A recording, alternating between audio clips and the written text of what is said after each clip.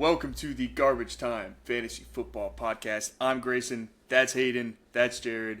We are your team of fantasy football experts for the season. We wanted to put this podcast together for you. We want to give you quick information every single week to win your fantasy football leagues, because that's what we're here to do. Right, fellas? Yeah, give it up for him. Give it up for him. Yeah. Here's how it's going to go. So during the year, we're going to do 2 shows a week.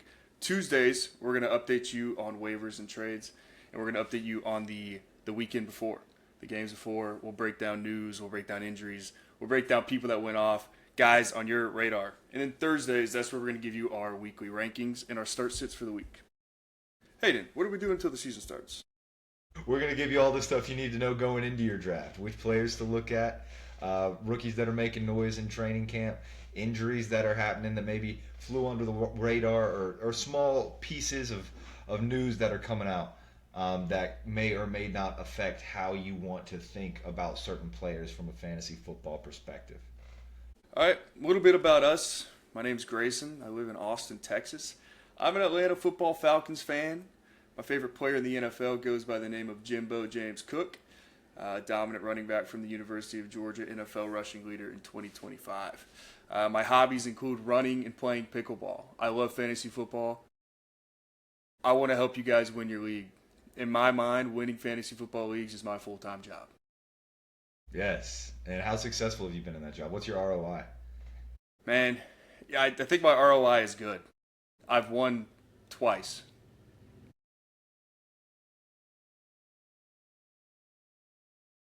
Mm-hmm. But I made enough money in those 2 times to fund this podcast. I've got the same story as Grayson here. We both play in our main fantasy football league. We play with all of our buddies back home, but we also play in a handful more of them. Same thing, Falcons fan, football fan, everything sports fan.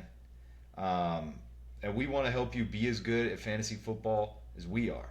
I'm a little more successful than Grayson is, but he does well for himself, and he ought to be proud of that. Jared, you want to come on camera and introduce yourself? Finish chewing your food first, buddy. Sweet potato fries.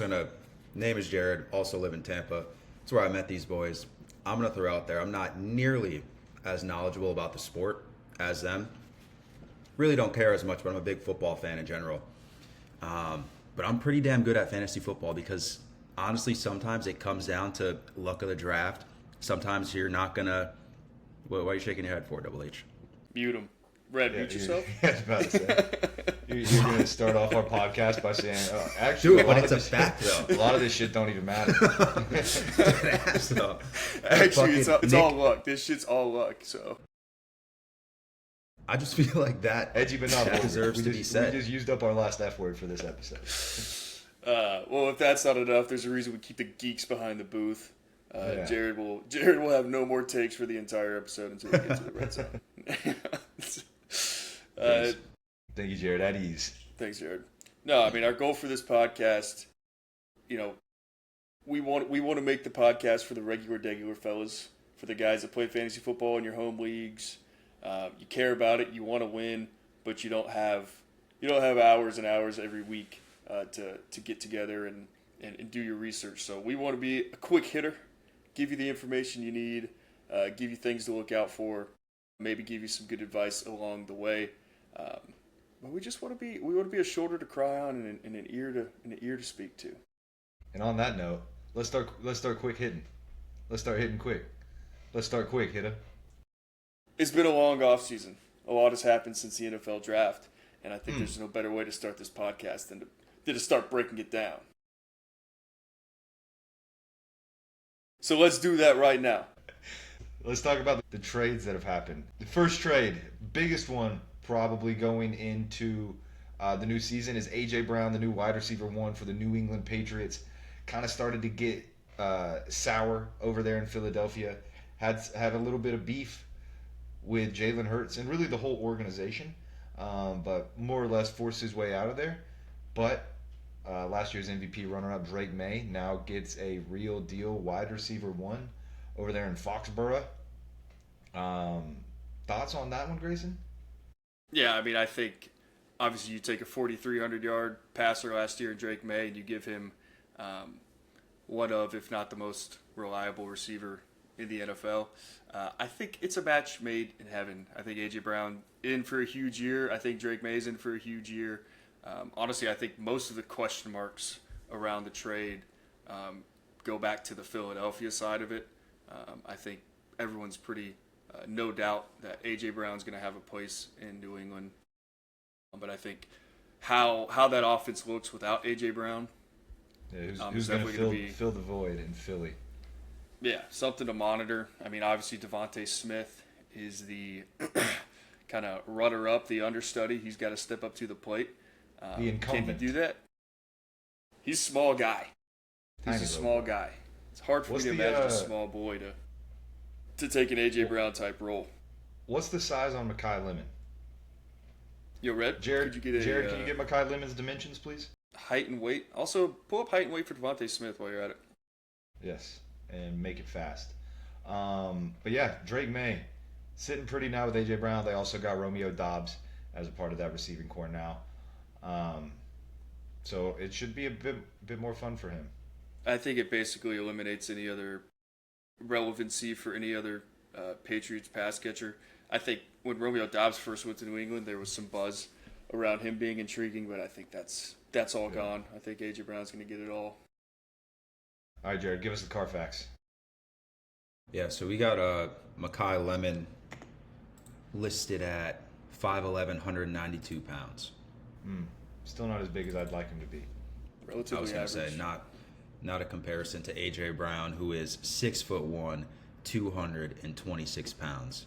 Yeah, that's a beast. That's D'd up. He's D'd up. That's a beast. So look for Dallas Goedert to get the big in traffic targets this year. DJ Moore traded from the Chicago Bears to the Buffalo Bills.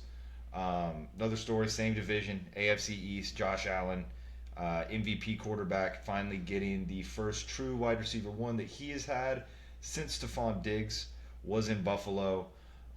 It's really just going to come down to how good is DJ Moore actually. He's been, at least in fantasy football land for the last 10 years, it feels like, a guy that should break out to be a top guy, but never is quite able to do it. He's had flashes. He was very good at being decent in Carolina, and then he's been very hot and he's been very cold in Chicago. So we'll see if he can settle in Buffalo with the Bills and with Josh Allen. Yeah, I mean, I think the fear you run in with DJ Moore is just, is he going to get the targets that he needs? I mean, I feel like you look at all of his best seasons, he has over 140, over 150 targets.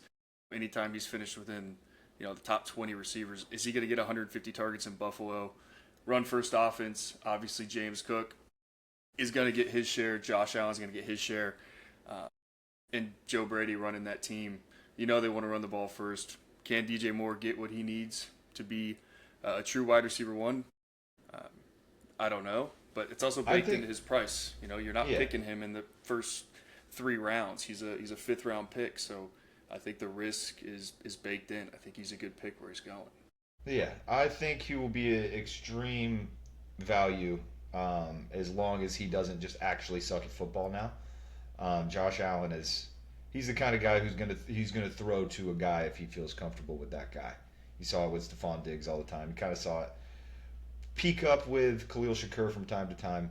But if DJ Moore is good and can play good football, I don't doubt that the targets will be there that can make him a top 10 receiver. Next, Jaylen Waddle. Jaylen Waddle, who's spent his entire career to this point in Miami. A lot of people forget he broke that rookie reception record that one time. Right before Puka broke it, right after. But Jaylen Waddle to Denver, to the Broncos, to complement Cortland Sutton with Bo Nix and Sean Payton's offense. Should be exciting. He's kind of a firecracker that the Broncos need. I feel like they had a pretty boring offense last year because they didn't really have any players that can bust shit open. But he can do so. Yeah, I mean, you look at the Denver Broncos last year outside of what they had with Cortland Sutton.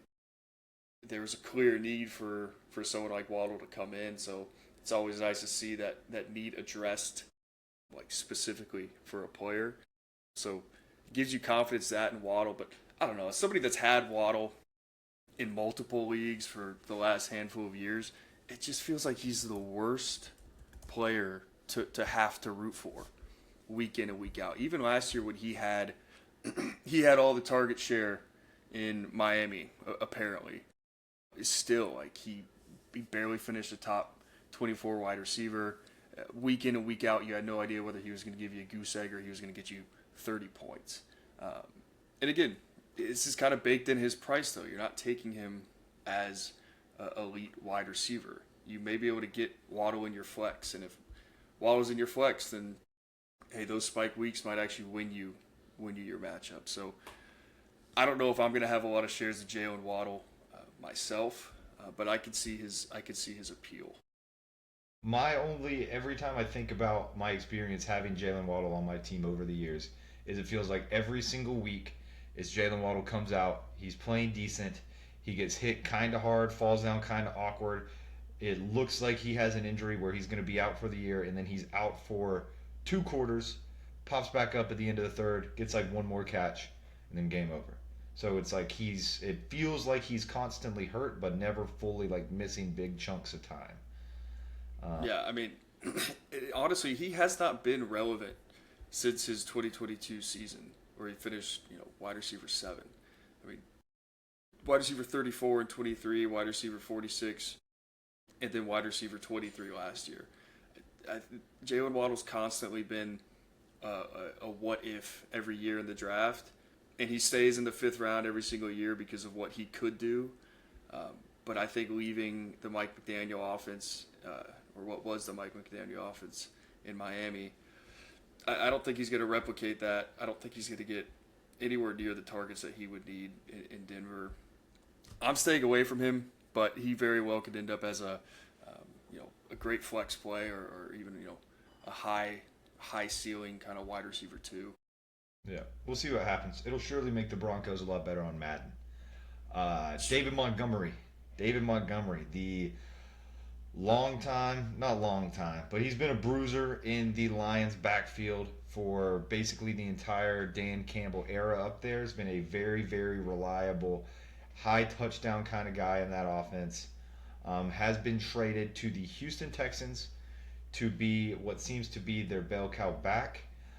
Should be out there for everything. There's talks of Woody Marks being out there probably a little more than what people would like, but it's going to be mostly Montgomery. It is just going to depend on how many touchdowns the Texans are scoring this year. Because while he was splitting time in Detroit didn't have any issues scoring touchdowns. The Texans have had that issue, but should get more work. Yeah, I mean, 13 touchdowns, 12 touchdowns, 8 touchdowns the last 3 seasons in Detroit. Obviously, if he gets another 12 or 13 touchdown season, it doesn't really matter how much work he gets. We'll probably see him in that top 24 again. But, I mean, he's 30 years old. He hasn't handled more than 200 rushing attempts since 2021 in Chicago. So how does that kind of weigh on his body? Not sure. He seems like kind of the bruiser build that can handle it, but there's such a different role. I feel like when you're coming in behind Jahmyr Gibbs to change up in the offense, and obviously there's going to be a lot more focus on Jahmyr Gibbs when game planning for the Lions. So David Montgomery comes in as that change of pace. Well, now he's coming in as the RB1. He's coming in as the game plan for teams to prepare for. So can he handle being in that role? I guess that's the question. I was just fact-checking those Monty numbers. He had over 200 carries in 2022 and 2023. Just producing over here, Appreciate that, Red. Keep me accountable. Thank you. Yeah, Jared's right. 219 carries. Well, that 23 Gibbs got drafted in 23. So that is whenever he started splitting it with him. That was his best season. No, 2020, RB4. Anywho, Anywho, Yeah. enough about Monty. Michael Pittman. Michael Pittman, the last trade that we'll talk on. Another one that kind of affects two teams. He got traded from the Indianapolis Colts to the Pittsburgh Steelers. So he'll be the wide receiver 2 complement with DK Metcalf for Aaron Rodgers over in Pittsburgh, which should be interesting, but it also leaves wide open the wide receiver room for the Indianapolis Colts. So not a trade that I would call anyone particularly stoked about, but it does make stuff interesting for a lot of other players. It makes things better for Aaron Rodgers. You can make the case that it makes things better for DK Metcalf. It surely makes things better for guys like Alec Pierce and Josh Downs, Tyler Warren, back in Indianapolis. So not a huge one, not a huge name, not an amazing player, but shake stuff up nonetheless. Yeah, I mean, I think it's a good move if you're an Aaron Rodgers fan. I feel like Michael Pittman and DK Metcalf kind of fill the same role for an old quarterback like Aaron Rodgers. Gives him that big target just to throw it up to. But yeah, it definitely affects more in Indianapolis. Tyler Warren, Alec Pierce getting that big contract in Indy, I think is far more impactful. Michael Pittman's not that good of a player, so I don't really see him being fantasy relevant.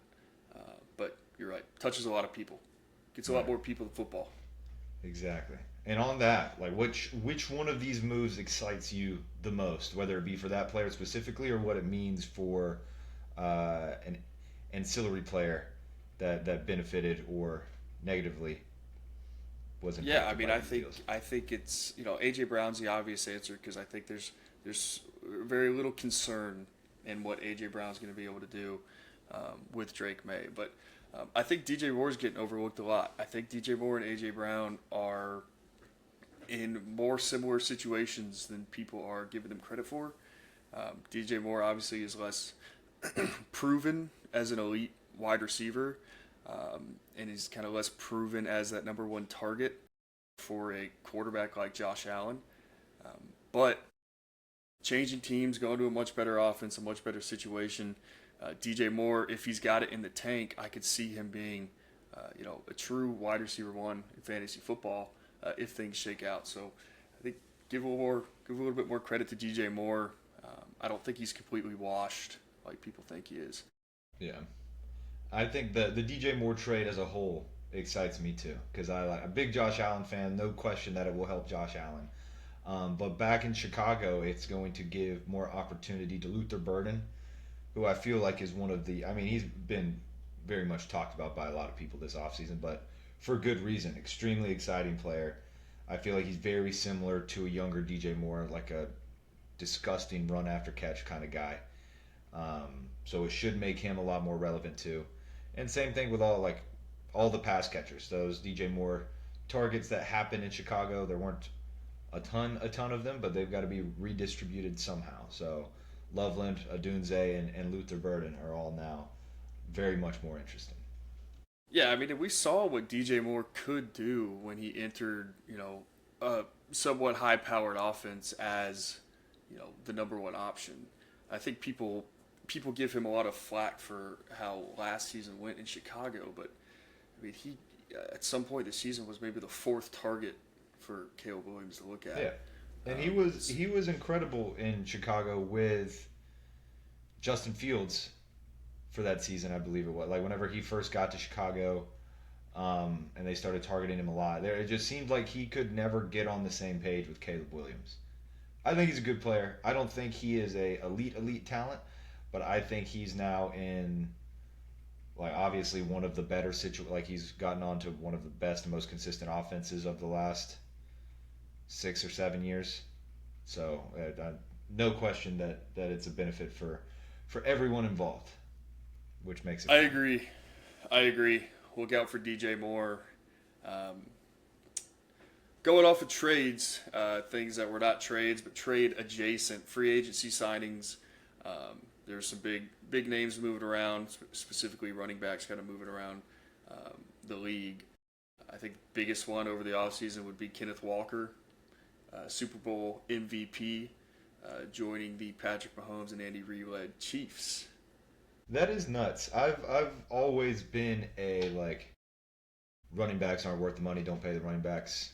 Obviously, I want the fellas to get paid, but generally speaking, like running backs aren't worth big contracts just because of their shelf life and everything involved. But going from Super Bowl MVP to not being on that team in a matter of days, or not days, that's hyperbolic, but you don't return to that team is just kind of nuts. Like, I'm sure it's happened a handful of times before, but I don't know. It just seems a little crazy to me. Good for him. Like, you can't really wish for a better landing spot than with Patrick Mahomes and Andy Reid in Kansas City. So I think great spot. He should be a great fantasy player this year. Red, could you pull up Kenneth Walker's stats from the Super Bowl, please? Yeah, I mean, Kenneth Walker obviously has been a little bit of that kind of big play running back in Seattle. Had the injuries. It seems like he's always had to deal with somebody else behind him that is exciting and healthy. So going to Kansas City, obviously playoffs, Super Bowl MVP, he's kind of made a name for himself. Go ahead, Red. You got those stats? Yeah, we got 161 total scrimmage yards, 135 rushing yards, 27 carries, 26 receiving yards on 2 receptions. First running back to win the award since 1998. Who won it in 1998? Terrell Davis? That's a good question. Terrell Davis against the Falcons. That's chat. Tough. I see the ball. Got him. There we go.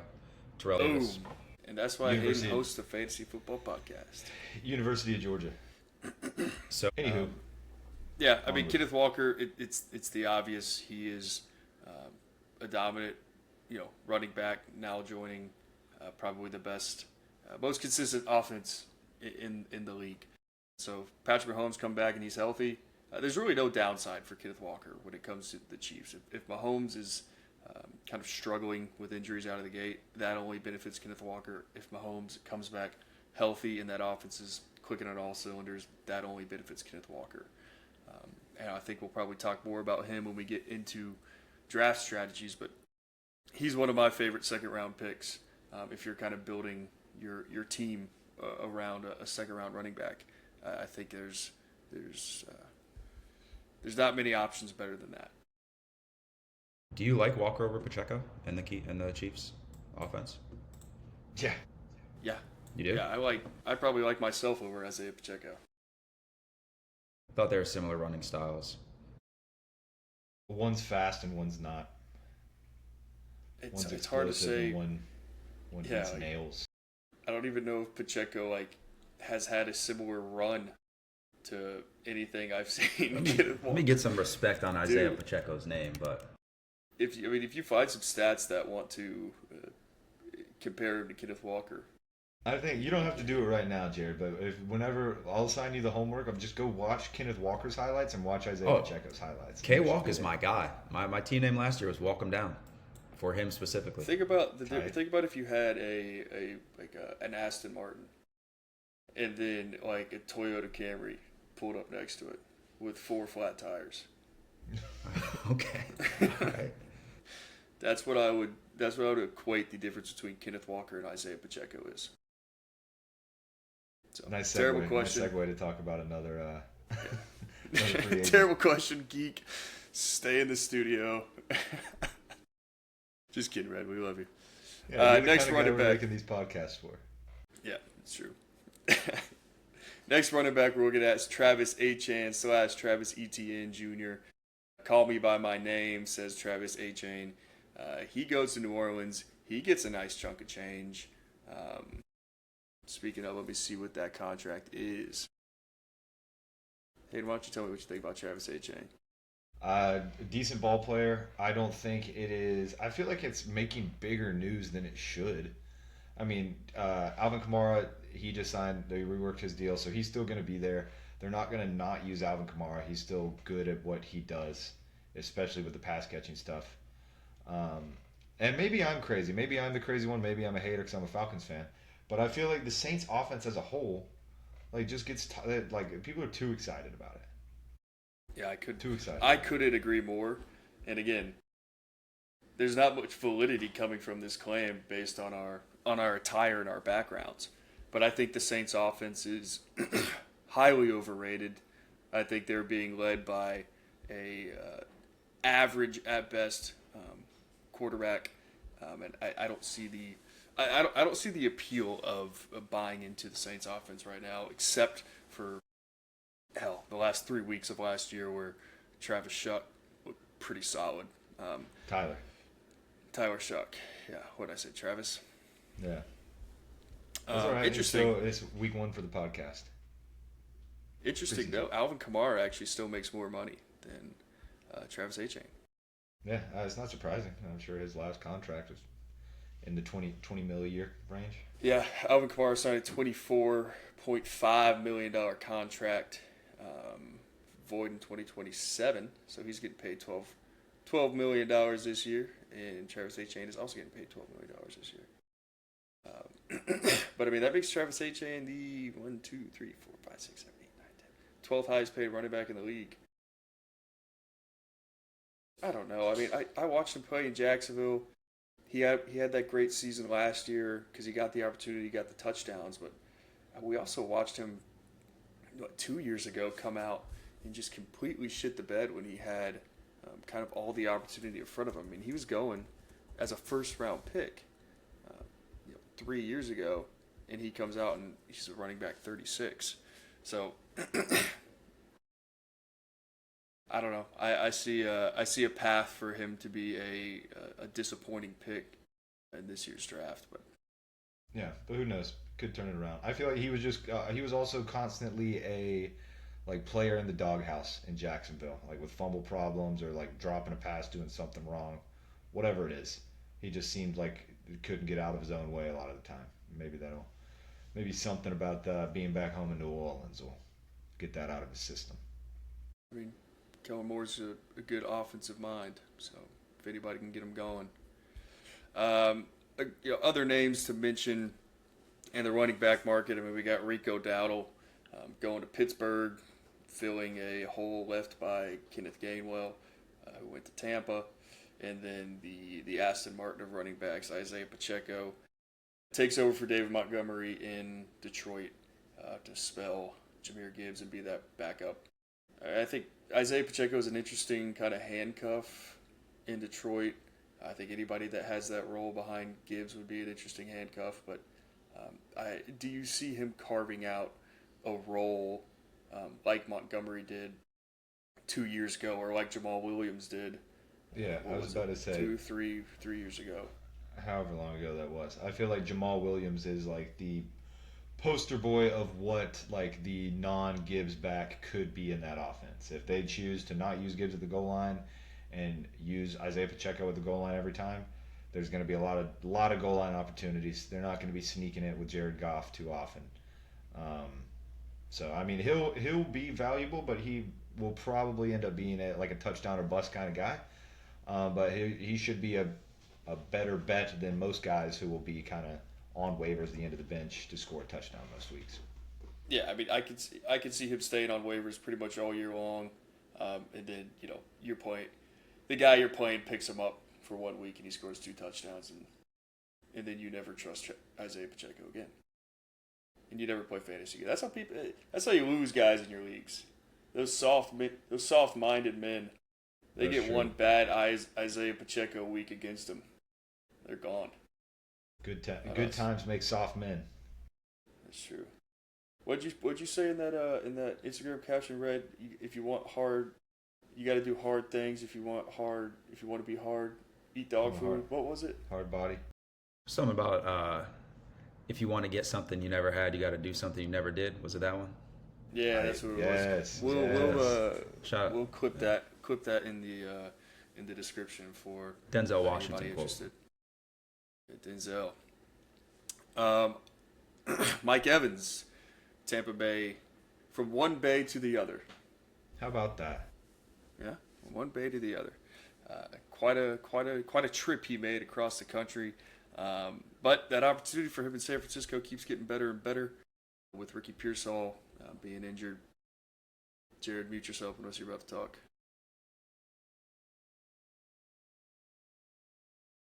With Ricky Pearsall getting injured, that room is becoming more in need of that reliable target for Brock Purdy.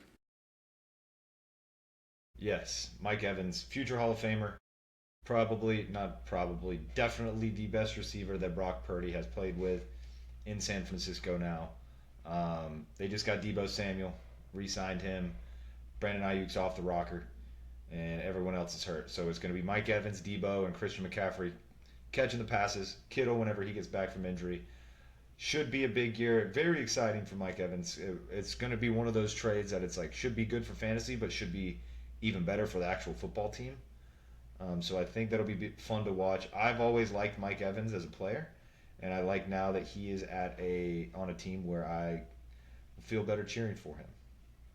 Yeah, I mean, that's what I was going to say. As a Falcons fan, Mike Evans has been nothing if not a thorn in my side for the last 7 years he's been in the league, or 8 years he's been in the league.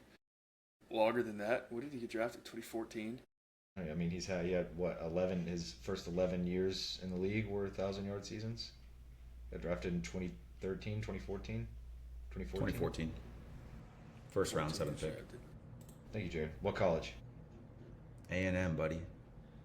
Way to stay sharp. Shout out to Johnny and them. Johnny, no. Imagine this for fantasy football. This San Francisco 49ers roster, but the year 2023. Deebo Samuel, wide receiver 12. George Kittle, tight end 2. Christian McCaffrey, running back 1. Mike Evans, wide receiver 3. That wasn't that long ago. That's only 2 seasons ago. I mean, if they can stay healthy, and Brock Purdy can still dish the thing like he's been doing it, I like the 49ers. I know I'm crazy. The 49ers might even win that division. Hey, but not if the substation has anything to say about it. Maybe the out-of-towners get charged by it. Maybe first season they get charged up and then it starts to take a toll on their body. With a crystal around their chain. Let it charge up. What are those slippers those slippers you wear that like prevent you from getting shocked? You know what I'm talking about? No, I'm not familiar. Oh. Well, you remember like science class growing up, you like slide your socks on the ground and then you touch something and it's shock. Yeah. Like make your head stand slippers up. to prevent that? Yeah, it was some material you would put on and then do it and it wouldn't work. And everyone was, ooh, it didn't work. Think that material is memory foam. Memory foam, thank you, Red. I don't think it was. Dude, all right, it could have been rubber. Yeah, I think it was. It was nothing fancy. I think it was rubber.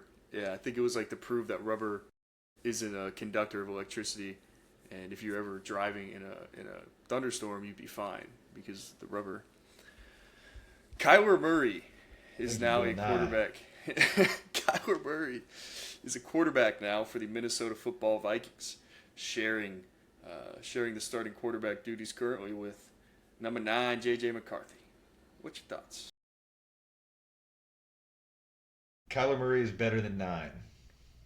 Kyler Murray should make Justin Jefferson. He should make everyone there better than what they were with J.J. McCarthy. I mean, is it like is that announced? Is it in stone that he's won the starting job? Or are they doing the whole competition shtick? I think it's quite the opposite. Jared, pull up recent headlines from Twitter on J.J. McCarthy. But I think it's quite the opposite. J.J. McCarthy is getting all the buzz as he's taking, he's making the throws that Kyler's not making. I mean, I don't think Kyler is like an outstanding quarterback by any means, but J.J. McCarthy was just bad last year. Murray is the betting favorite. Blah, blah, blah. Yeah, I'm seeing mixed reviews on J.J. McCarthy. I'm hearing he had a bad performance. Yeah? Who said that? Keep your ear to the ground on that one for us. Do we want to shout out Free Pomo for this tweeter? No, make it a fake name. Okay. Garbage Time Fantasy Football tweets.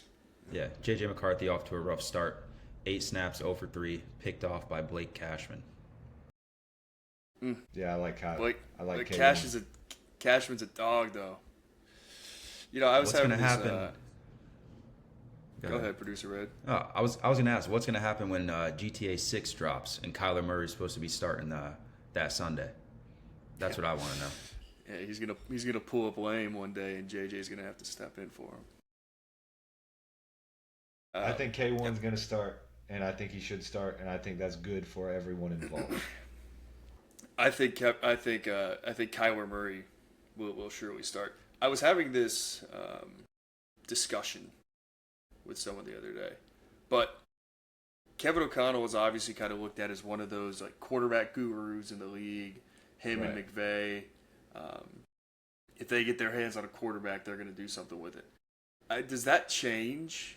Like, does that change when you're dealing with a quarterback with the skill set of Kyler Murray versus a quarterback with the skill set of Sam Darnold? Because, I mean, you look back on the quarterbacks that have kind of run through Kevin O'Connell, Sam Darnold, Kirk Cousins, Jared Goff and Matthew Stafford, and then, I mean, way back when he was with Cleveland, guys like Johnny Manziel and players like that. But it seems like he has kind of a standard prototype for making a solid pocket passer, team like leader.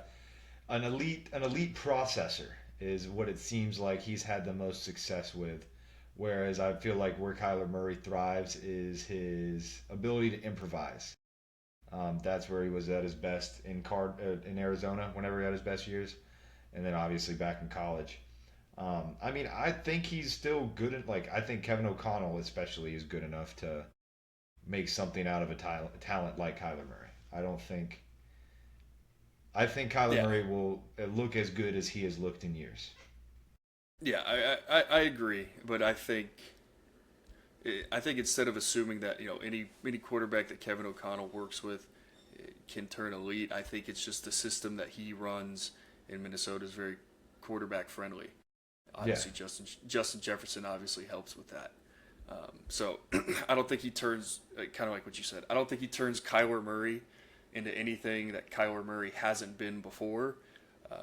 I would say maybe look out for him to be a little bit more of that holding it in the pocket and try to find an open receiver than take it off immediately. But just something to note. So you tell me, Mr. Hayden Hughes, if you had to pick one of these new players that have joined a shiny new team to stand out this year in fantasy football, maybe, I think the biggest thing is, are they going to outperform how they performed at their previous team? I think that's kind of the standard for, was it a successful move for fantasy football? Who do you think it's going to be? I think it'll end up being not someone on this list. I mean, someone that you mentioned. I think Kenneth Gainwell down here in Tampa will have a good look at it. I think he is going to firmly carve himself out the role of the pass-catching back down here in Tampa. I think he'll get close to all of that work. And I think he's just a good running back in general. And he's going, awfully late in drafts. He's going same as like Blake Corum, Rashad White, Aaron Jones, that kind of tier. I don't think he's going to be a guy who breaks out as like top 12 chance, but I think he's, with what the Buccaneers offense could and should be, he can hover around the like top 24 kind of running back kind of guy just by his pass catching. Yeah, I mean, I think it's a good take. And I went to training camp. I watched him at training camp the other day. The guy's got big, strong calves. That's one thing they don't tell you about Kenneth Gainwell. The guy's got some calves on him. Calves like a mule? Yeah, and it just completely changed my perception of him. I think it kind of like we were talking about earlier with David Montgomery, Bucky Irving has not proven that his body or his play style can handle being the RB1. I mean, when we got so excited about him his rookie year, him and Rashad White were... Did something just change with my audio? Yeah, something changed. Yeah, my fucking headphone just died. Am I echoing? It's not perfect, but... Yeah, I can probably... Talk? I think... Hello, hello. Yo, Red, can you bark this? Oh, wait, I got it. That your background noise is kind of loud. Sounds like there's a fan going in yours, Hayden. Red's stoked that you can say that. There's no fan. The only thing that changed my headphones, so the input shouldn't be any different. Besides, like getting the audio seeping over from my laptop now. Do you have the? Oh yeah, you have echo cancellation on. Throw on your shocks. Yeah, I can get another set of headphones. I'll just have to connect it to my laptop. Also, y'all got Isaiah Pacheco all the way fucked up. He's a fast, hard-nosed running back. He doesn't read what Chet's got to say about him too. He doesn't run from hits. Chat. Tell me Listen, about Isaiah Pacheco. I'm a Kenneth Walker fan. Like, love him. I would buy his jersey. But do it then. Unless you're broke. Isaiah Pacheco ain't far behind in like the aggressive physical run space. I don't think Kenneth Walker is not the aggressive physical running back that you think he is. I think he's just bald. I think you're confusing if we're talking the about fact that he's bald and jacked for being an aggressive runner. In 2026 though, we have Derrick Henry, aggressive back. We have David Montgomery, aggressive back. Kenneth Walker might be number 3. Who do we have above him? In terms of running hard, let me see. Let me pull up my list of running backs. I'm on headphones. Ashton Genty, Javonte Williams, he's a rookie. Josh Jacobs. I'll give Montgomery. you. Okay, Josh Jacobs. I forgot about him. Scattaboo. Yeah, dude, come on. Quinshawn.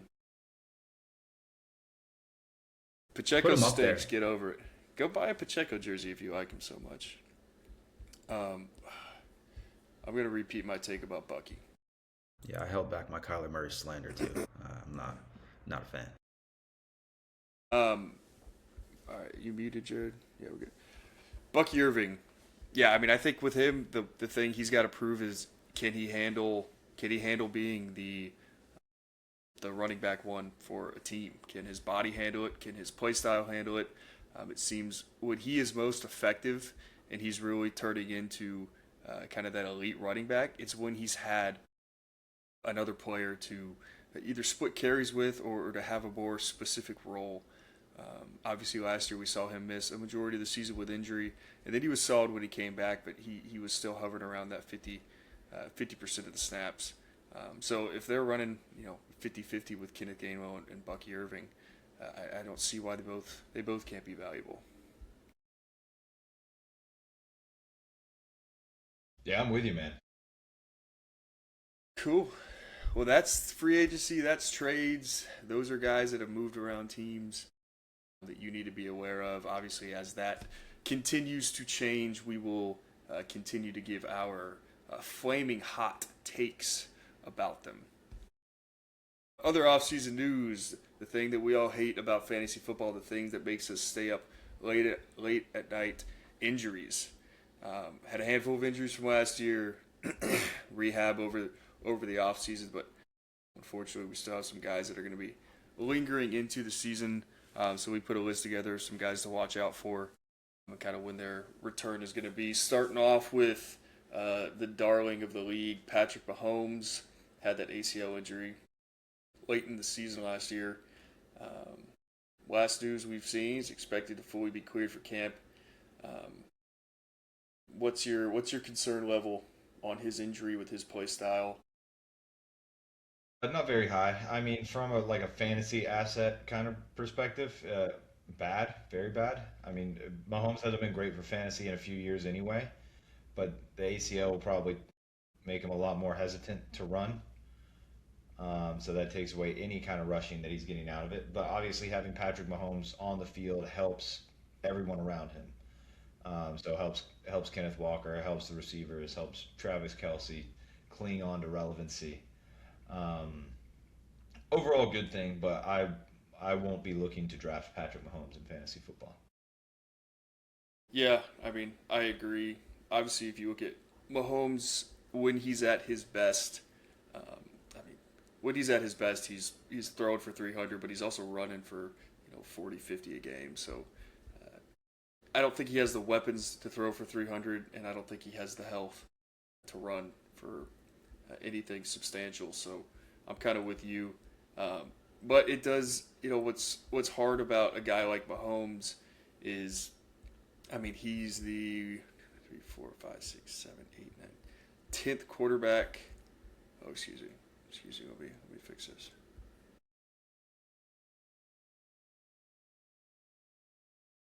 Yeah, he's the 13th quarterback off the board. I mean, you're kind of drafting him for free, and you're getting a guy like Patrick Mahomes that's been proven to be, an elite quarterback, and he's supposedly healthy. And it's hard to look at that name when you're picking those late round guys and not, think about it. Or, if you're in a super flex league, for sure, getting him on your roster in those mid rounds. It's just been quite a while since you were excited about what Patrick Mahomes has done for your fantasy football team. You ain't kidding, man. You is not kidding.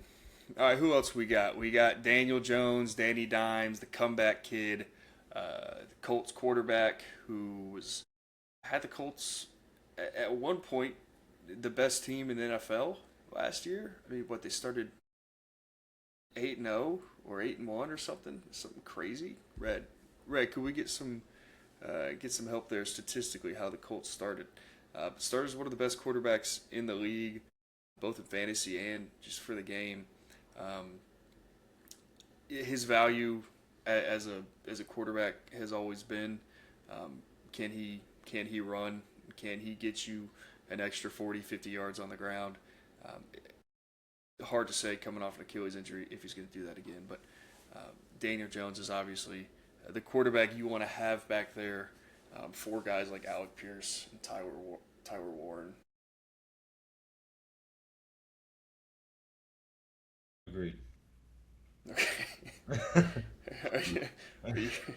Are you still with us? Okay. Yeah, not too many thoughts on Daniel Jones. You just kind of have to hope you got to hope last year wasn't fake whenever he was healthy, and he's still that guy and not the other guy. Yep. Probably the biggest and highest in ADP injury kind of concern that we're looking at, Malik Neighbors. Malik Neighbors had that ACL injury last year. What week was that when he got hurt? We figured that out. How late in the Sure, year we was could figure Malik it out Neighbors? pretty easy, man.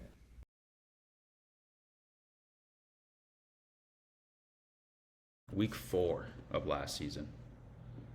There it 4. is. Attaboy, Red. And he should be ready to go by week 4. It's looking like this year. Chance to end up on IR, which would put him back week 5. So I'm thinking week 5 latest return based on the stuff that we're seeing. I'm not. How do you feel? Go ahead. Repeat I was just gonna say I'm not in love with drafting him. Just like in general, obviously, for any player, if they fall far enough, they become a value. But just with everything, injury included, coming on to a new offensive system that is going to be much more centered around running the ball, it just doesn't feel as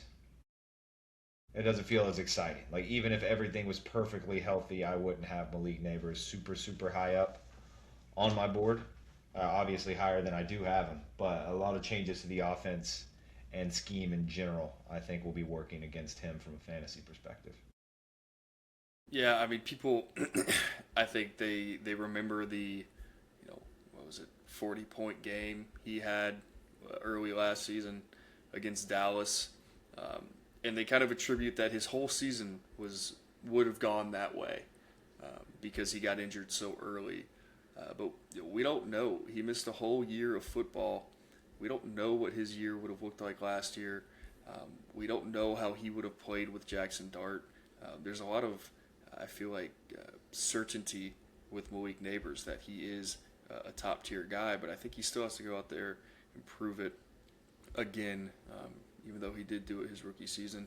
And I think, the ADP is not crazy, but for me, when he's going around guys like Garrett Wilson, Ladd, Emeka Egbuka, those are guys that I have a lot more faith, not only in their early season value, but also their potential to be, a high floor, top 10 kind of guy if things go right. So it is a little too pricey for me to take an injury there, but people in your league might be thinking the same thing. And if he starts to fall, back into the 4th, 5th round, and he's going around the Terry McLaurin, Jaylen Waddles, and I like the pick. So it really just depends on how much your league is going to overreact to an injury like that. George Kittle had an Achilles injury. He's wanting to be ready for Week 1. Note on Week 1, it is in Melbourne, Australia, which is on the other side of the planet. So if things are getting tight, things are pushing for his schedule, we could see him miss a week just for travel concerns. What do you think about them playing in Australia? I think it's dumb. I think it's dumb.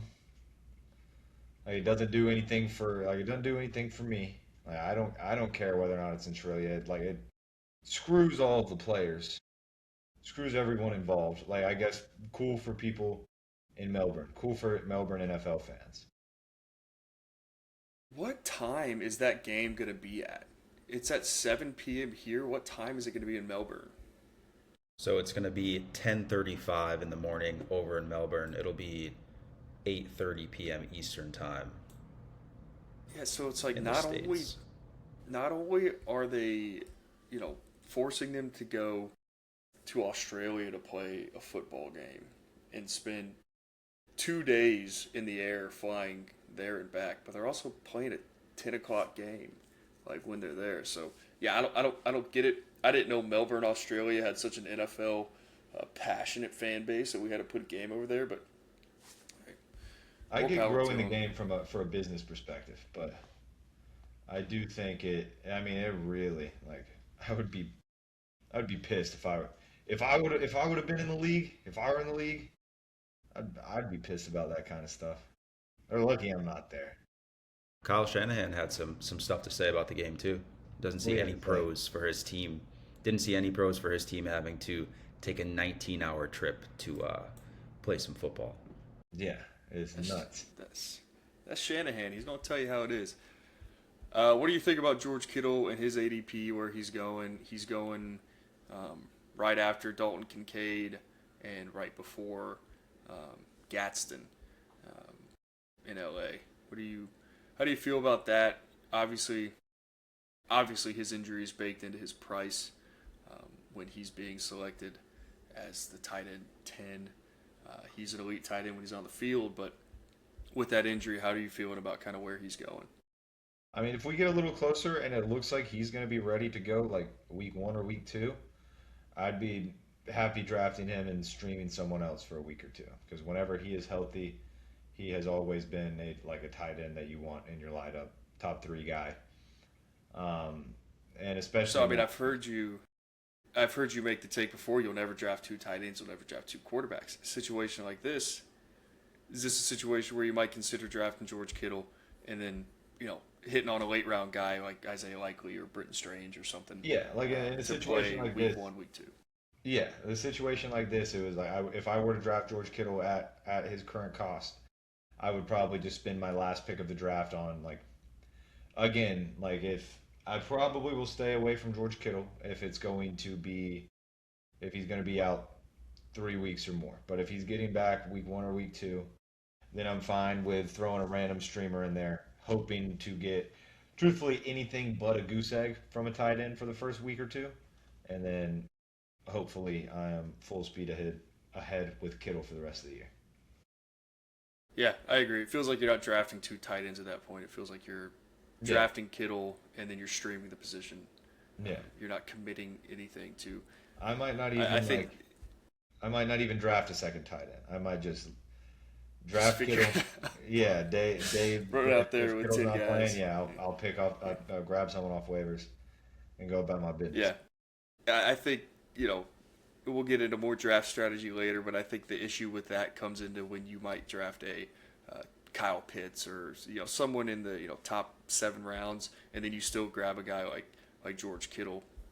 It doesn't typically pan out to work, so stay away from that. Other tight end, Tucker Kraft, who kind of put the league on notice early last year, was really turning into a solid player, let alone tight end, for the Green Bay Packers. But unfortunately, he did have that Achilles injury, right? ACL. Yeah, that ACL injury in Week 9 that shut him down. But he is recovering, anticipated to play in Week 1. Seems like he's going to be ready to go without a snap count, whenever he does get on the field. He does not want to play under a snap count. He's going to get healthy and then get on and take on his share of the offense. How do you feel about Tucker Kraft? He's more expensive than George Kittle. Again, he's going right after Harold Fannin and going before Kyle Pitts. Yes. How do you Tucker feel Kraft, about? 2 thumbs up. 2 thumbs up. Great ball player. Animal with the ball in his hands. Great tight end. He talks like he is going to be ready to rock Week 1 and be out there moving.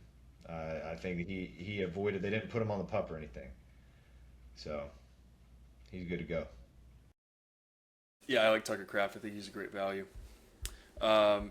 News that I don't give a rip about, but seems to be making waves. Ricky Pearsall's out for the year with a PCL injury. Kid can't stay on the field. He comes from a shit college. Probably didn't teach him anything there, anyways. He's not a good ball player. I feel like it's. I mean, not to make light of a guy who's had a bad injury, but the news is less about Ricky Pearsall and now more about Mike Evans, George Kittle, and now Deebo Samuel, who just signed with them because of that. So. Yeah, I mean, it does. I feel like it gets you thinking about what Ricky Pearsall could have been. Yeah. Because the fact that he got injured, and then it's like you immediately see that signing for Deebo Samuel to kind of fill that hole, and then rookie Dejon Stribling is getting kind of the hype, the buzz in camp right now. So it's like when Ricky Pearsall goes down, these guys kind of step up to the plate. So shoulda, woulda, coulda for Ricky Pearsall, but I imagine this is probably the last time we say his name in any relevant fantasy football conversation. Right. Speaking of rookies with buzz, there are some rookies with buzz this year, and ones that are worth keeping an eye on for fantasy football. Number 1, belle of the ball, Jeremiah Love, number 1 running back off the board, 3rd overall pick, beast out of Notre Dame. Going to the Arizona Cardinals, should be their starter, but they have quite a crowded backfield. They signed Tyler Algier from Atlanta to a contract. They still have James Conner, the veteran back in their backfield, been there for a few years, and Trey Benson, who they drafted a few years ago. And Zonovan Bam Knight, I believe, is still on the roster, but I don't think he'll matter as much. But it's not quite the cut and dry Jeremiah Love workhorse role that you would be super, super excited about for a 3rd overall pick. But at the end of the day, he was their 3rd overall pick, so he should still get plenty of usage, I would imagine. Yeah, I mean, he's going to get the ball a ton. Tyler Algier is a formidable backup for him, so you might see things kind of slowly get transition to 100% Jeremiah Love, but they're both coming in at the same time, so I don't see an issue with Jeremiah Love handling 100% of the backfield. Now it just kind of comes down to if you're comfortable with taking a rookie running back that early in the draft, but he's going late 2nd round, which I feel like is a lot more stomachable than like last year. There was Ashton Genty that was going in the 1st round. Obviously Bijan a couple years ago was going in the 1st round. You hang your hat on a rookie like that, no matter how good they are skill-wise, you could be disappointed. Chances are those good rookies are going to bad offenses. That's exactly what's happening with Jeremiah Love. So the skills there. Is he worth the draft pick? I'm not going to be taking him, but that's for. I guess that's for you to find out. We'll see how it shakes out. Stick on the rookie running backs. We'll talk about the other guy out of Notre Dame, Jadarian Price. He was Jeremiah Love's backup in college. Played a good bit, obviously, while Jeremiah Love was shaking up a little bit throughout the season, but also very good, very explosive, powerful runner. Was the last pick of the first round of the Seahawks. Is going to be competing for the backfield with Zach Charbonnet. But Zach Charbonnet is also working to get back from an injury right now. So it is a good kind of extra head start that Jadarian Price is getting in that race. I think he'll be a great ball player. Obviously, we talked about it earlier. Super Bowl MVP Kenneth Walker no longer with the Seahawks, so there are big, big shoes to fill. Zach Charbonnet wasn't the MVP of the Super Bowl because he was never quite good enough to take over the starting spot. So Jadarian Price now has the chance to come in and do that. Yeah, I mean, I think the way I look at a guy like Jadarian Price is even if Zach Charbonnet was healthy, given the circumstances of last year and Kenneth Walker joining the Chiefs, a rookie drafted a running back drafted in the first round to the Seahawks would have been enticing regardless. And I think he would have gone around where he's going even if Charbonnet was healthy. So the fact that Charbonnet is dealing with injury, probably not going to make it back for week one, maybe not even going to be back until a month or two into the season. I think he's kind of he's like a no-brainer. He's like a no-brainer for me. If you kind of have built that roster to take those high upside guys in the fifth and sixth round. Yes. It is fun to the two first round rookies coming out of the same backfield too from college. So I'd imagine they're buddies. You get them both on your same fantasy team, you maybe have a bit locker room chemistry. I mean, he's going right before Jaylen Warren. I don't know, that just seems crazy to me. I think he's a surefire pick where he's going. We'll draft him then, dude. We'll see how it works out. But I do agree with you. I like him. I like the guy. I watched his every snap or every touch YouTube video about a week ago just to see what all the buzz was about. And the guy he's a big play guy. He was always breaking off 30-yard touchdowns. Yeah, he's solid. If he didn't have Jeremiah Love in front of him, he probably would have got drafted much higher.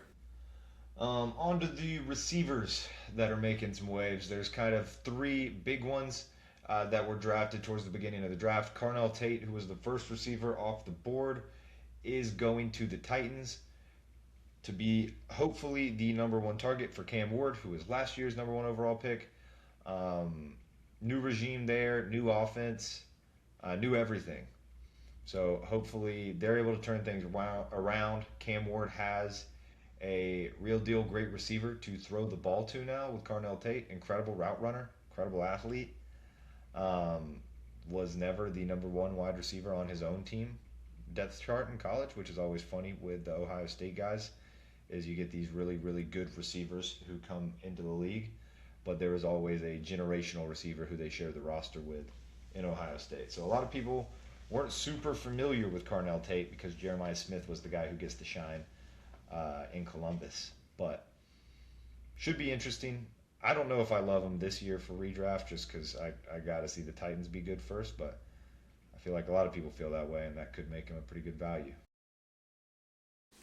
Yeah, I mean, I think he's a good value. I think it really feels more of a Cam Ward question than it does Carnell Tate. When you look at that receiving room, there's not a lot of options behind him. So can Cam Ward turn into a consistent passer? I think he kind of fell off near the end of the season last year. He had some injuries that kind of brought his averages down. But I mean, there was a stretch there last year where he was throwing for 250 a game, and he was getting the ball out of his hands. If he can do that with Carnell Tate, I think he'll be a good pick. If Cam Ward kind of has that sophomore slump, then not only are the Titans going to be just an abysmal team. But Carnell Tate will be not a great draft pick. Yeah, going right between Rome Odunze, Mike Evans, Devontae Adams, Christian Watson. Yeah, it's going to be a. I'm going to have to see something in the preseason for me to feel comfortable taking him over those guys. Yeah, I mean, I think he's going where he should. Like, if things, gun to my head, how are things going to end up? Yeah, that's probably right. But I've got far more confidence in a guy like Rome Odunze, Mike Evans, Devontae Adams. I've seen it. I know what they can do. Carnell Tate. Too many questions for him. Too many questions for his quarterback. I'll pass, but I'll be excited to watch him as a fan of football. Jordan Tyson, another receiver that went in the first round, pick number 8 to the New Orleans Saints from Arizona State in college. Great, big physical receiver. Good ball player, kind of the prototype of what you want in a receiver. I'm guessing he's around 6'2", 215. I haven't looked it up, but that's what I envision in my head. I might be way wrong. Yeah, I was looking up his. He's a 4.5 runner, not the fastest guy in the room. Can we get? Let's see. Is Jared here? Do we have Jared to get the dimensions? 6'2", 203. Ooh, he'll beef up a little bit. Wait till his year 1 versus year 2 pictures next year. He'll get up to 215. Yeah, he's a string bean when you look at him. But if he starts eating that Louisiana food down there, he starts eating that gumbo. We should see him up in the 220s by next season. So yeah, I'd probably pass on him until he gets fattened up by the Cajuns. Yeah, he's got to go hang out with Zion a little bit. Yeah, get some fat in your system, and then we'll talk. While he's getting fattened up, Mekhi Lemon. We did talk about him a little bit earlier. Coming into the Eagles, he was the 20th overall pick. There to replace A.J. Brown or replace Devontae Smith as wide receiver 2, however you want to look at it. Great wide receiver at USC. I think he is like another kind of more on the undersized end of the spectrum, which is, kind of tough because that is a role that they need to fill, I feel like, in Philly. But Mekhi Lemon, incredible talent nonetheless. I don't love what the Eagles are as a passing offense, and I think it kind of puts a limit on how great he can be for fantasy. Where's he going at in drafts? Who's he going around? Yeah, he's going. Let's see. He's going right after Marvin Harrison, right before DK Metcalf, Alec Pierce, Jordan Tyson, the other rookie we just talked about. So I'm surprised Mekhi Lemon's not getting more hype than he is. I mean, the Blickentoff. Is that how you say that? Blickentoff? Bolitnikov. Best receiver in football in college football last year. A little on the smaller size, 5'11", 190 pounds. But again, those Philly cheesesteaks will get him right, give him a little time. But it just seems like he's the kind of guy that's filling a need for a team. When you see A.J. Brown leave, and then he kind of comes in to be that replacement or that second target behind Devontae Smith. It's just, I guess the question is, does he differentiate himself enough from Devontae Smith in terms of their skill set to have enough draw in that offense, enough plays drawn for him rather than Devontae Smith?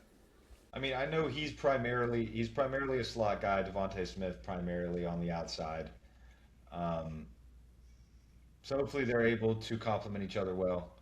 I think it's really dependent on just what that passing offense is this year in general, because it seems like it's not been too potent for Jalen Hurts putting up a bunch of yards there until you'll get a few weeks of the media talking shit about Jalen Hurts, and then he'll go out there and be like, I'm gonna throw for 300 this game, watch, and then do it for one game and then not do it again for the rest of the season. And then obviously you have a lot of more familiar faces in Philly that he's competing with for targets. So, yeah, it is nice. I feel like you always keep an eye on the guys that go maybe a little later in the first round. like Jadarian Price, Mekhi Lemon. They're going to better teams, right? They're going to the Eagles. They're going to the Seahawks. Like, if you're taking a shot on a rookie and you've got the space on your roster for it, take a look at who they're playing for. And I'd much rather have the wide receiver 2 or wide receiver 3 for the Eagles than I would the wide receiver 2, the wide receiver 3 for the Saints. So, any other rookies? I mean, obviously there's a handful of other names that got drafted. The Jets took a couple of receivers, or took a tight end, took some receivers. Any other names keep an eye out on in terms of rookies, or you think it kind of just it stays with those 5 guys we mentioned? I mean, I think there will be a couple that are able to carve out like roles to some degree. Like as shitty as the Browns are going to be, like someone has to get the football. They drafted 2 rookies at receiver, one in the first round, one in the second, that both should get a ton of playing time. I think Casey Concepcion was very good at A&M. I like him a lot. I didn't watch too much Denzel Boston, so I don't know about him. But one of them, I'm sure at some point will be a guy that gets spoken about on every waiver wire show, on every podcast, every fantasy football kind of thing. I'm sure they'll have a week where it's like, oh, he got 10 targets, let's pick him up. I don't think they'll amount to too much season long, but I think one of them will pop up on rosters and be off and on rosters for a majority of the year. Yeah, I agree. I mean, I think you look at some of the Jets guys, Omar Cooper, Kenyon Sadiq. Kenyon Sadiq is only exciting to me just because I feel like we're a bit on a hot streak of having fantasy relevant rookie tight ends. And if you're trying to find one this year, I don't know if there's anybody else besides him that I would point to. So keeping out for him, maybe a good waiver wire. Oscar Delp, Terrence Ferguson, I believe he's a rookie for the Rams. But that's it for what you've missed over the offseason in terms of players moving around, joining new teams, being drafted. That's where they are. So on Sunday, you will not be surprised to see anybody in a new uniform because we told you. Because we told you where they were. And for our last segment, as always, we like to spend a little time for the people that make this possible back in the booth. We call it the Red Zone. Jared, our faithful producer, he's going to go through. He's going to ask us a couple questions. We're going to give our takes on it, and then we're going to peace out, and we will see y'all next week. All right, Jared, you have. Let me inform the people that last year I was in a fantasy football league with both of these fine gentlemen. I made the playoffs. Hayden, did you make the playoffs? I think so. I don't remember. Grayson, did you? I think I lost. I think I either lost the league or I was playing to not lose the league. You were. Listen. I've been at the bottom, so you don't have to. All right, I like that. We had this discussion. Should there or should there not be kickers on your fantasy football lineups this year? I'll stake my claim. I will say no. Fantasy football kickers are too random of a stat, and they affect the game too much. If you have standard kicker settings on, or even the kind of adjusted but standard kicker settings on, you'll have weeks where kickers score 20 points, 25 points. There's no reason for that. No kicker should be able to have that much of an effect. I mean, that's week-winning type of performances if they're scoring 25 points. So no, I think you either need to nerf a kicker and you need to half the scoring format, or you just need to get rid of them. They're too random. You can't predict them. All you're doing is picking a guy in a dome on a good offense. That doesn't take any skill. Get rid of them. I hate them. Add another flex if you want to keep the roster size the same. Get rid of kickers. Yeah, same here. I'm off kickers. Yeah. I'm off kickers. What kickers are able to do on a week-to-week basis is any NFL kicker, and I know saying this will piss me off when I listen to it back after like the Falcons kickers just missed like 3 40-yarders in a game. But like any kicker, especially now, like inside of 55 yards, like most kickers are going to make those field goals. It's just their opportunity to attempt those field goals has nothing to do with them. It has everything to do with where the offense stifles trust they have down and distance, like whatever. It's just so little comes down to like the kicker in terms of impacting the game. And it's just the idea of any time a kicker, like every week, there's going to be a kicker that goes for like 18 plus points. Like there's no situation where a kicker should be scoring more fantasy points than like a 120-yard, one touchdown running back performance. It's just dumb, dumb and stupid. And it's like people like to like, oh, I like to cheer for kickers. Kickers are like the least fun thing to cheer for. You're cheering for the offense to suck. It'd be way more fun to get another flex player in there than you have an actual fun position to try to cheer for. Stupid. Agreed. People don't like kickers; they just don't like change. I personally enjoy the kickers. Are we going to have the same argument over the defense? You know, I've had plenty more, actually probably about the same amount of defenses win me or lose me a game as I've had kickers win me and lose me a game. How do we feel about defenses? It's not about whether or not they can win you or lose you a game, because if you want to look at if a kicker was the one who scored you like the last point, you can also credit that to like the last reception a receiver made or the last 20-yard pass your quarterback made. Like, who cares where the point came from? Defenses, I think, are different because it's an 11-man unit who's going out there and playing. There's much more that goes into planning on whether you play. There's injuries being built into it. There's the opposing offense being built into it. Whereas kickers, like Grayson said, all you are looking for is you want ideally a kicker on a decent. You want a decent offense. You don't want one that's too good and is going to score all touchdowns. You don't want one so shitty that's not getting into field goal range. And ideally, if you can get one of those ones that can kick like 70-yard field goals, that's cool too. But again, at the end of the day, no one on a third down, like that's just watching a regular football game, not like hoping for their fantasy kicker to get on the field. Like no one's on a third down, like hoping that like, I really hope a kicker gets to come out. No, you're hoping for cool touchdowns and catches and runs. See, I'm a fan of the kicker. I don't think it'll change for me. Why are you a fan? I appreciate. Listen, that's an underappreciated position on the field. Okay, all you hard-nosed football guys. Hey, all you have to do is kick the ball. You've got one job. Let's show some love to the kickers, man. I think you're assuming that I'm saying there shouldn't be kickers in football. I like the fact that kicking is part of the football game. I don't think it should be part of the fantasy football game. I think if it's a part of the game, let's make it a part of our game too. Let's embrace the kickers, man. I'm getting shirts made. Hey, listen, I like it. If you're passionate enough to get shirts made for the kickers, do it. I think with the defenses, there's at least some strategy involved in the defenses. You're playing matchups, and I would have to do the research, and maybe I will. But I think the deviation between the worst kicker played and the best kicker played each week is much higher than the defenses. I feel like defenses typically go out and score 8 or 9 points every week, and that's just what you get. You might get a spike week here and there if you play them properly, but there are times genuinely where you have to watch a kicker drop 30 on your team because their offense fucking sucked. We're fantasy football players. We want offense. Why would we want a 15-6 game where there was 7 field goals made, and hell yeah, Brandon Aubrey scored 35 points. But they had it's a terrible game to watch. Yeah, an incredible kicker game is when an offense can't get down the field and they have to put their kicker out there 5 times and kick 5 45 to 55-yard field goals and score 15 points in the game, probably lose the game.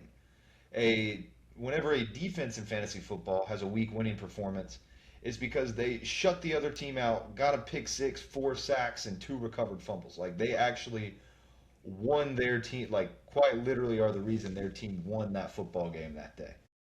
And listen, we're taking a little bit too much time up on the red zone to be still talking about kickers now. I get you're passionate, but I have another question. So, people like me, right? I've played traditional fantasy football for a couple years now. I've won a couple leagues. What do we have to say about, hey, I'm like, up to speed with the regular fantasy football. Should I start playing a dynasty league? What's the differences there? Is someone like me going to enjoy that of drafting like rookies just once a year? Like, what are the differences there? I'll speak to this as the king of dynasty. Dynasty football or dynasty fantasy football is a lot more fun of a form of fantasy football. if you have enough people in the league that care about it. You can get away in a redraft league with 2 or 3 guys that don't really care. They just set their lineups, and it's not important to them. A dynasty league, if you get a handful of non-active players in the league, it really affects it. It's harder to make trades, harder to get draft picks in the rookie drafts. So I think dynasty can be a lot more fun, but it's less about yourself and more about the people that you're playing with. That's true. I also think Dynasty kind of has like something for everyone because it is like if you look at it as a whole, it is less total like maintenance from a week to week perspective because it's like there's not really waiver wire action, at least the way that we have our setup. We have like 30-man rosters, draft rookie every year. So there's no like you're not grabbing someone off waivers to put into your lineup every week like you do in redraft. So there's really not too much going on throughout the season unless there's trades. So really all you have to do is just like make sure your lineup's set and you're good to go. And then same in the offseason, show up, draft rookies. Or like it's also great for people that are much more into fantasy football because you can go in there and especially during the offseason and like follow these offseason storylines, pick up these guys like months in advance that are making some kind of like little noise at training camp or rookie mini camp or whatever over the offseason. Make these tiny little trades for third rounders 4 years from now, just 'cause, for whatever reason, because you see something in someone. Um, so it's way more fun, but it's also like it's as fun as you want to like let it be. Yeah, I mean, it definitely like week to week. It takes during the football season, it takes little to no effort. But the hard thing about dynasty is if you get a bad team in dynasty, you get a bad draw, draft bad, whatever.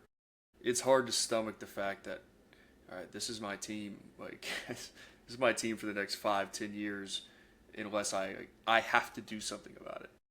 Redraft is like every week. There's players on waivers. There's people are a little bit more aptitude to have a higher aptitude to trade. Dynasty, sometimes you just got to sit in it. Sometimes you just got a bad team, and you just got to sit in it, and you got to find a way, get your draft picks where you can, and find a way through it. Yeah, Dynasty's not as good for like redraft people that only play for the chance of like winning money. Like dynasty, you actually have to enjoy playing fantasy football because more often than not, and I haven't had to go through this at all in our league yet because I've just been consistently great. But more often than not, you'll go into a season at some point like knowing that you don't really have much of a chance at the championship. And like a lot of people, especially like if you're doing any kind of paid league, like people that are only playing it to hopefully make money, like they're not going to want to pay going into a season where they know that they don't really have much of a chance of winning a championship. Yeah, some So years are just a donation. yeah, That's right. I mean, but you can like we have a pretty cool format with that kind of helps offset knowing that you're not going to win. If I mean, we try to keep it as competitive as possible to where it's like anyone like I think if anyone tries to go out there and win, like you can put together a team that's good enough to get lucky. Um, but it is hard. Well, that is our weekly segment with Red, our producer. We thank you for your time. And that's it. That's it for the episode.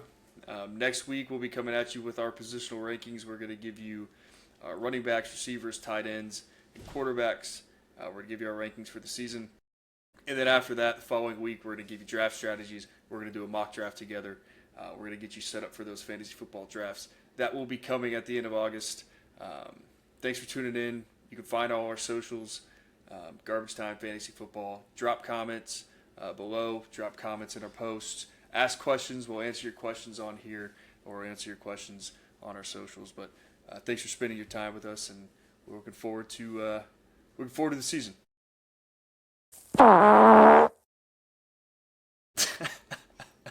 And that's garbage time.